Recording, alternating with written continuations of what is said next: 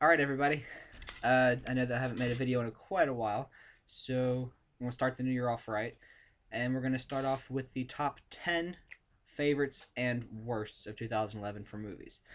So, my number 10 is Insidious. That's my number 10 top 10 pick for 2011. Insidious came out back in April, about the first week of April, and the film was actually shot for under $1 million, and turned out its worldwide success earned 79 million. Now it is you really the beginning is very slow. It builds up to its climax, and once it gets to its climax, it's like a roller coaster all the way from there until the very end. And I liked it. Not a whole lot of people really liked it, but I did. Thought it was really great. It was very creepy. The monster who looks like Darth Maul scared the crap out of me. Is my number 10 pick because it's really good, and it's just kind of creepy. If you want to kill some time, it's a really good way to kill time. So that's my number 10. Number 9 is all right. My number 9 pick is Bridesmaids. Bridesmaids came out back in May 17th, I believe. I'm not sure. Uh, I was going in expecting a very normal formula chick flick. It's got a female lead. She goes through this crazy adventure, and I was thinking, okay, it's nothing new. What I got in return was a very hilarious, very funny, raunchy comedy I was not expecting. And for a raunchy comedy, it had a lot of heart to it, which was really it's just all around a good movie. It's got heart, it's raunchy, it's funny, it's dramatic when it needs to be, and it's one of those that a guy can go see and not grow a vagina in while watching. So it's very good, really really good quality. So that's my number 9 pick. My number 8 pick is, and my number 8 is also a raunchy comedy that came out in July called Horrible Bosses. Now, Horrible Bosses is very, very funny, very raunchy. It's it's kind of like 9 to 5 with Dolly Parton, except the male version.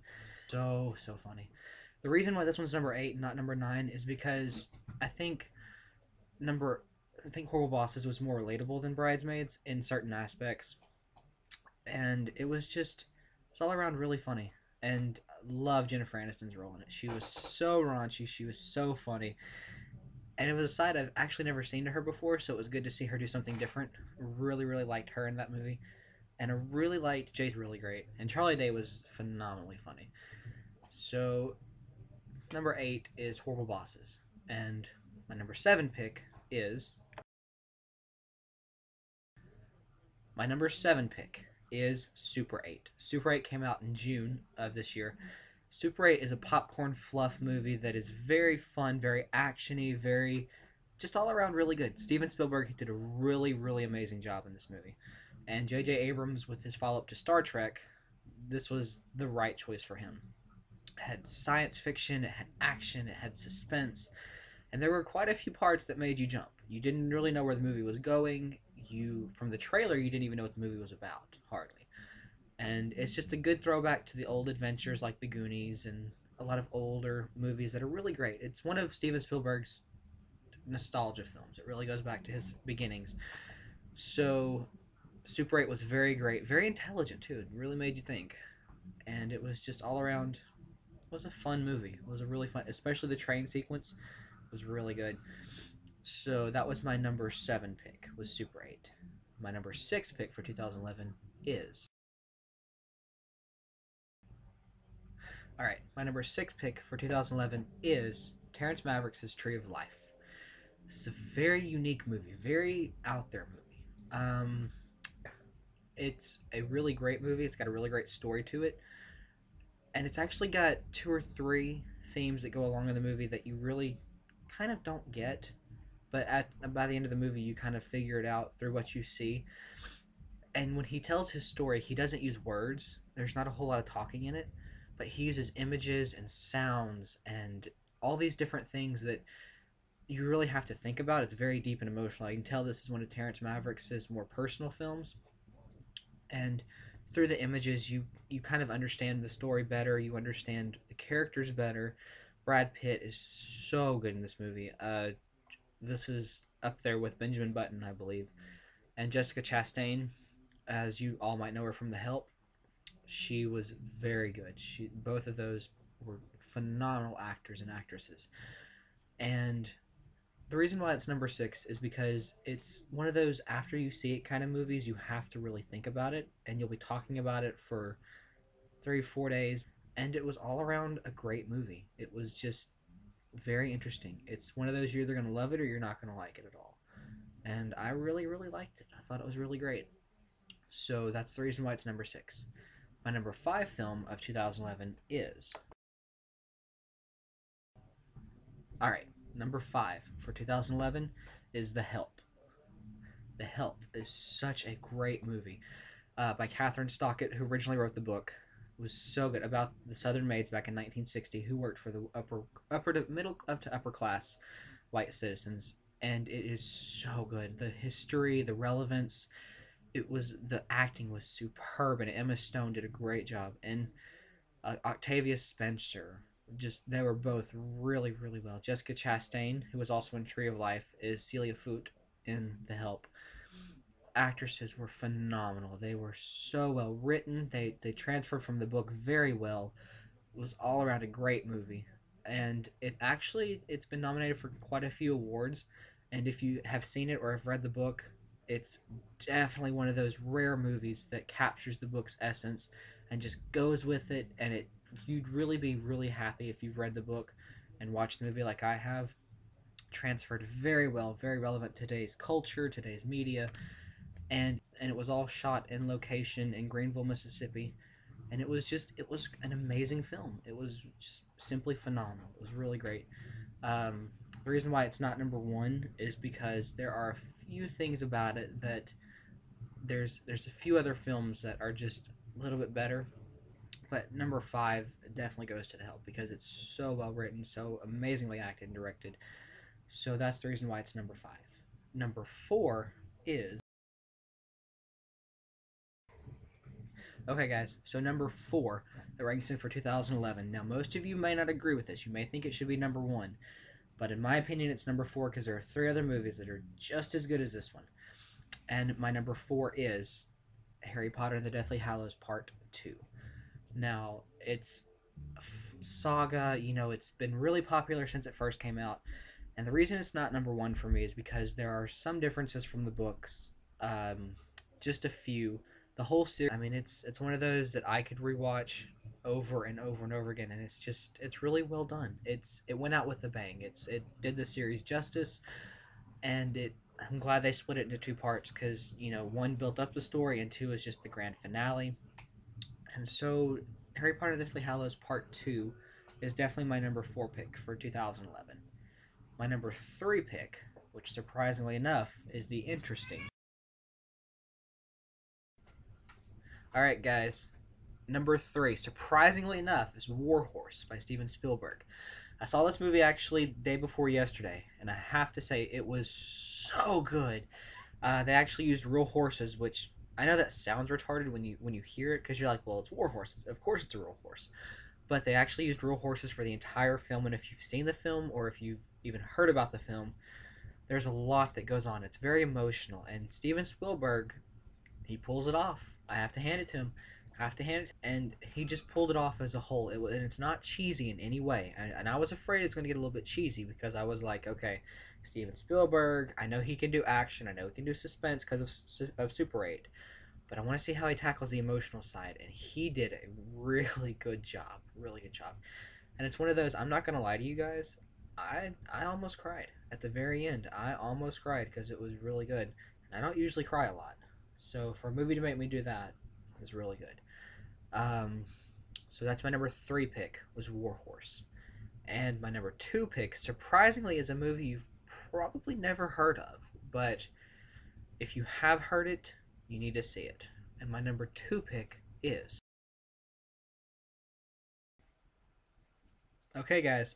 So number 2 of my top 10 2000 list for movies is The Invention of Hugo Cabret. Now, I didn't really know what to expect because, yes, I have read the book. I'm a big nerd, so I have read most of the books that make into movies. And it was Martin Scorsese, and I was like, Martin Scorsese, child's film, don't know how this is gonna really work. So I went to go see it. I went and saw it in 3D. I have to say, out of the 3D gimmick that they have now, most everything's in 3D. That was the best use of 3D, and that's even including Avatar. And I didn't really care for Avatar, but its 3D was really well. But Hugo's was a lot better. I mean, it's one of those that it wasn't, just in your face, cheesy kind of 3D. It told a story, and the beginning sequence, the first 10 minutes, that is just no words or dialogue or anything. It's just the Paris in 1930s. It makes you feel like you're actually there and that you're actually part of the story and that you're meant to be there to see this film.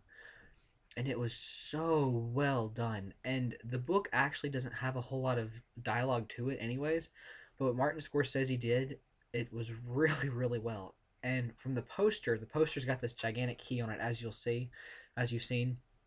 And that's not what the movie's about at all. The movie is actually about the silent film era back in 19, I guess 10, 12, I don't know, correct me if I'm wrong. But it's about Georges Méliès, and he was a French director, and he actually started most of the motion pictures that we have today. And he did a lot of the silent films, and it was, somewhere in black and white, and I think they eventually turned into color, but I'm not sure. Don't quote me on that. That may just be Martin Scorsese. I don't know. But he did really, really well. I actually took my grandmother to go see it, and and she actually falls asleep very easily in movies, but she loved this movie. She thought it was so great. She thought that everything, the action, the story, it was really, really, really good.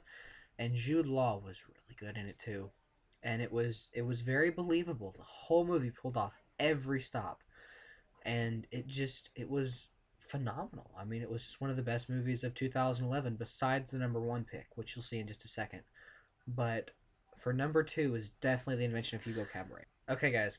So for those of you who sticked around long enough to watch this video and have gotten to number one, my number one pick is actually kind of a foreign film almost. It was made, and it's a Belgian comic strip.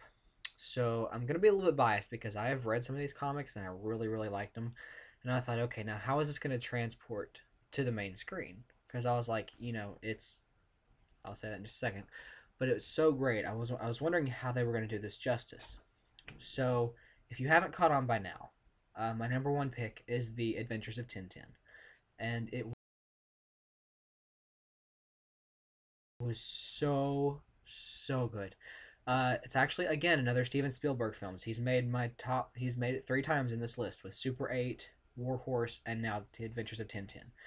Now, The Adventures of Tintin is cartoon. Yes, I agree, and people don't hate me for this, but it's that uh, motion capture, I believe is what they call it now, animation, and it's the same style as Polar Express almost, except this time Steven Spielberg took his time and it looks very real. I had to sit there in the IMAX because I saw it in IMAX 3D, and I had to sit there and convince myself, okay, this is cartoon because it looked so real. I mean, it just blew my mind how real it looked.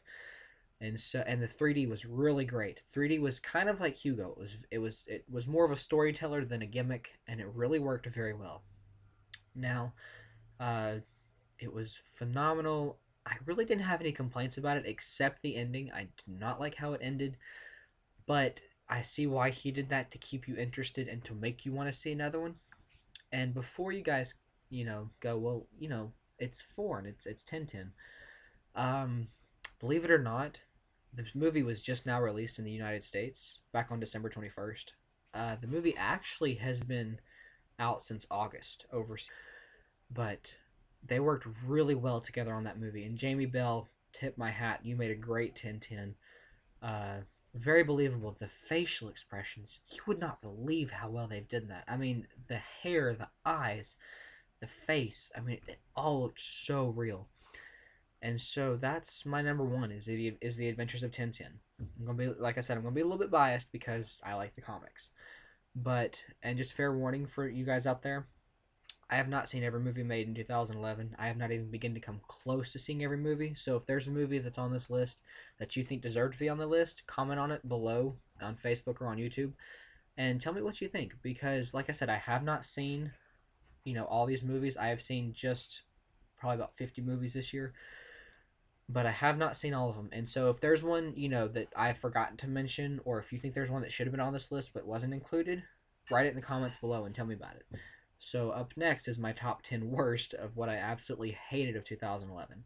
So anyways, you guys, thanks for watching this video, and I'll post the worst probably in a few days. So seeing how far this one goes. But if you like it, comment on it and tell me about, what was your favorite movie of 2011?